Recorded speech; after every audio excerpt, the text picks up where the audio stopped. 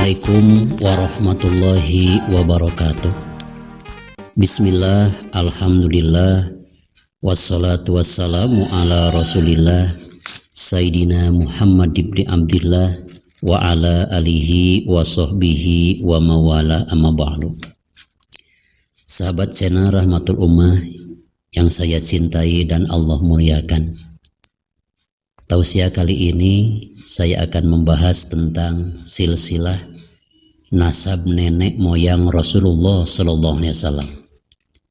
Catatan nenek moyang Rasul dari mulai Sayyid Abdullah sampai Nabi Adam ini tercatat. Inilah hebat-hebatnya, mulianya Rasulullah Sallallahu Alaihi Wasallam. Lain halnya dengan kita.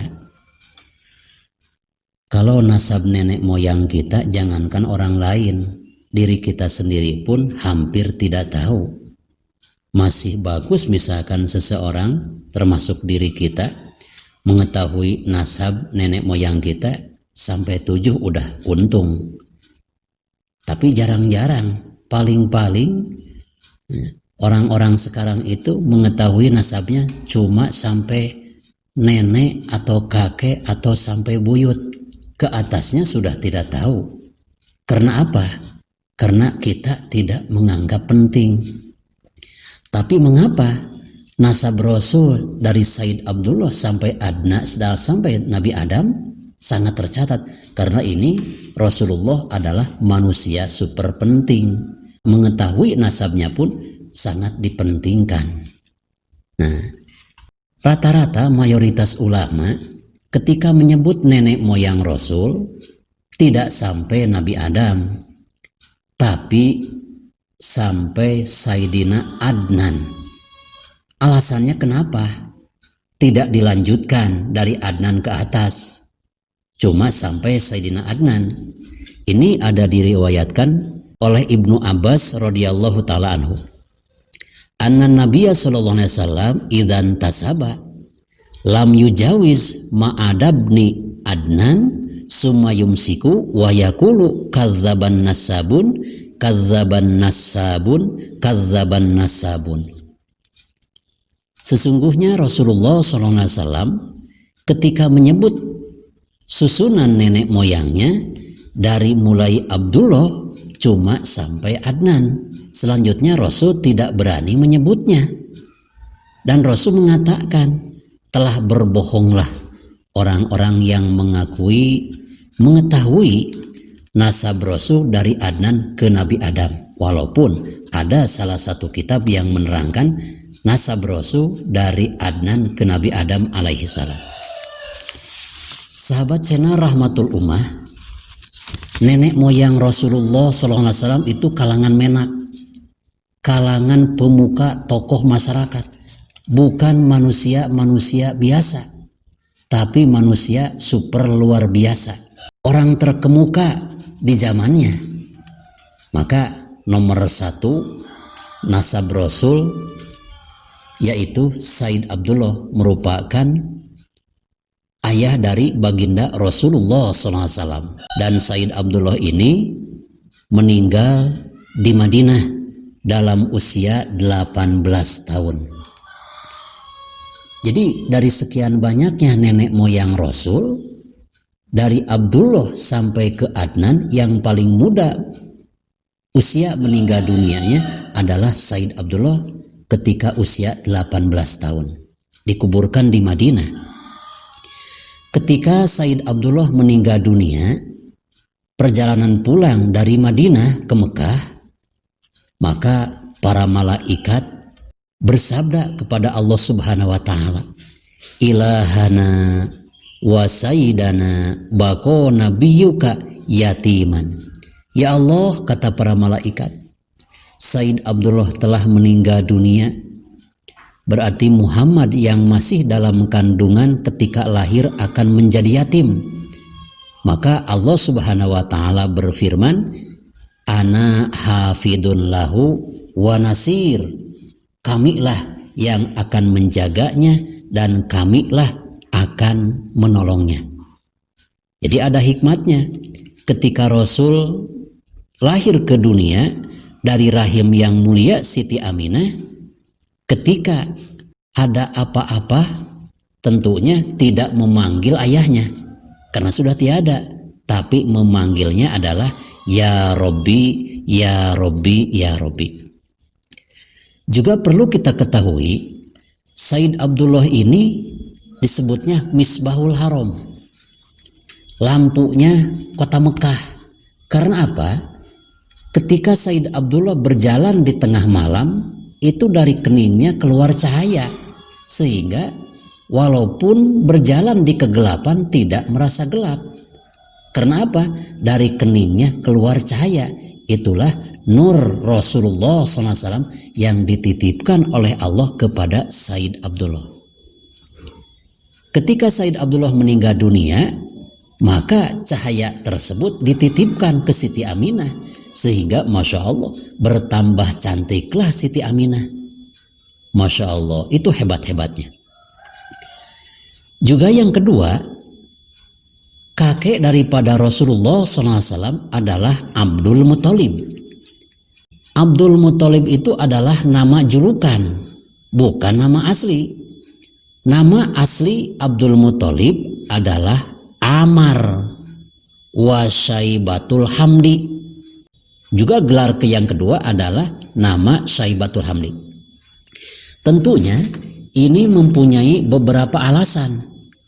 Kenapa kakek Rasul yang bernama Amar atau Amir dipanggil dengan nama Syaibatul Hamdi?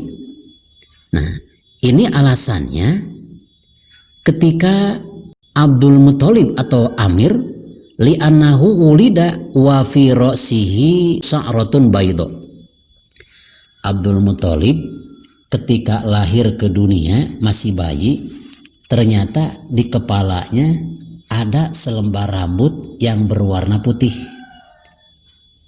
yang dinamakan uban pastinya. Maka disebutlah Amir ini dengan sebutan Syaibatul Hamdi, bayi yang lahir mempunyai selembar uban yang terpuji.